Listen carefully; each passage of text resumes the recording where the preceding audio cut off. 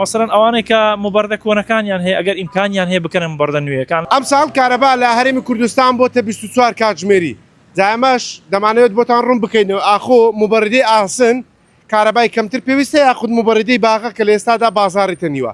دەمێت قسەی زیاتر لەگەڵ وەستا عەبدولسەلام شارەزای مبەردە بکەم. وەستا جان ئەگە بێت سوپاس دەکەم. سەرەتا سڵاوت لێبێت دەمەوێت بەراوردێکی نێوان مبەردەی باغە و ئاسنم بۆ بکەیت. ئەو مبەردە نوێیانە پلاستیکانە لە ڕووی کارەباوە کارەبای زۆر کەم دەوێتن. یعنی تقریبا مبەردە ئاسنەکان 2 قات 3 قاتی ئەو مبەردەی کارەبای دەوێتن. بۆ کار چییە وەستا جان؟ بۆ کارەکە ئەوەیە سیستەمی دروستکردنی ئەو ماتۆڕەی وا دروستکرا کارەبای کەم دەوێتن و هەروەها RPM-ەکەشی زیاترە. یعنی ئەتوو سرعتەکەی کەم دەکەوێت بەڵام دەفعی هەوایەکەی زیاترە لە نوێیەکان لە قەدیمەکان عەفو. باشە ئێستا وەکو وەستایەک ئامۆژگاری چییە بۆ ئەوانەی مبەردە بەکاردێن هەیە مبەردەی کۆن نوێ هەیە لە ماڵەکەی خۆیدا؟ وڵای ئامۆژگاریم ئەوەیە مەسەڵەن ئەوانەی کە مبەردە کۆنەکانیان هەیە ئەگەر ئیمکانیان هەیە بکەن مبەردە نوێیەکان لەبەر چونکە ئێستا ماشەڵڵا پرۆژەی ڕۆناچیمان هەیە لە مانگانە ئەگەر ئەتوو ئەو مبەردە ئاسنەی پێ بکەی نزیکەی 30,000 دەڕوا عن حسابم کردیا ڕۆ 24 ساعت پێ بیتن لە 31 ڕۆژی نزیکەی 30,000 دەڕوا مبەردە ئاسنانە بە مبەردەی ئاسن. بە مبەردەی ئاسن.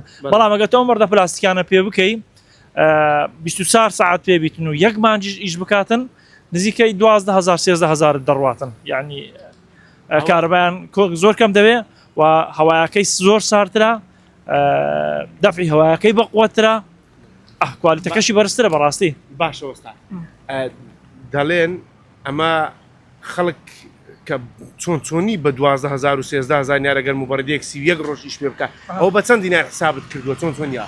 طبعا ئەمە پرۆژەی ڕۆناچی دەرێتن ئەگەر تۆ تا 400 کیلۆواتی بەکاربینی لەسەر 72 دییناری لەسەر حساب بە 72 دیینارەکە حساب بەڵێ بە 72 دیینارەکەم حساب کردیا. مەسەڵەن ئەتوو ئەوە ئەگەر 1 ئەمپێری لە بۆ حساب بکەیت 1 ئەمپێر دەکات 220 دوات جارانی 24 ساعتم کردیا و جارانی 31 ڕۆژیشم کردیا نەک 30 ڕۆژ 31 ڕۆژ عنی بە زیاد حسابم کردیا ئەزە تو 12,000 13,000 دەڕوا ئەویش چ یعنی خۆتەش قسەك زیاد پێ بکەیت. ئێستا لە ماری خۆم بەڕاستی ئەو بەردەیە 5 ڕقم کردەوە کە 200 دەرەجەیە 5 ڕقم کردەوە لە ماری لە دەکتی پێ دەکەم لە 2 ژووری دەڕاتم. باشە باز دەوەش دەکەن ئەگەر 200 ڕقم پێ بکەی کارەبای زیاتری پێویستە. طبعا تو چەندی قوتەکەی زیاتر بکەیت کارەبای زیاتر بەڵام ئەها پێی ناکەی هەری معنای نییە.